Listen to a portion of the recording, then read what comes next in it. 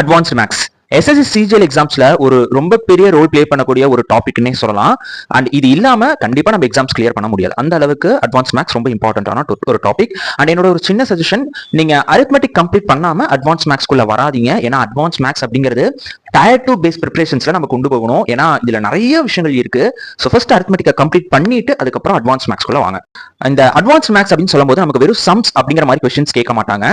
Concept ரிலேட்டடான questions வரும், definitions ரிலேட்டடான கொஸ்டின்ஸ் வரும், அண்ட் ஜியோமெட்ரியில தியரம் ரிலேட்டடான கொஸ்டின்ஸ் வரும், அண்ட் ஸ்டேட்மெண்ட் ரிலேட்டடான கொஸ்டின்ஸ் வரும். ஸோ ஓவராலா பாத்தீங்கன்னா இது வந்து ஒரு A to Z கான்செப்ட் மாதிரி நம்ம வந்து ரொம்ப டெப்தா ஸ்டார்டிங்ல இருந்து எண்டிங் வரைக்கும் கிளியரா நம்ம அண்டர்ஸ்டாண்ட் பண்ணி வச்சிருக்கணும்.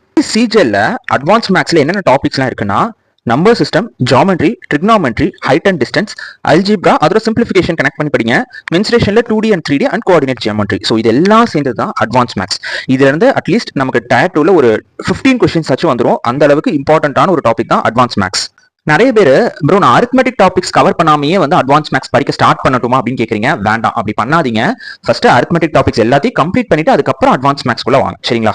இனி நம்ம நிறைய அட்வான்ஸ் மேக்ஸ் ரிலேட்டடான டாபிக்ஸ் பார்க்கலாம். ஸோ தொடர்ந்து ஃபாலோ பண்ணுங்க, சப்போர்ட் பண்ணுங்க. தேங்க்யூ.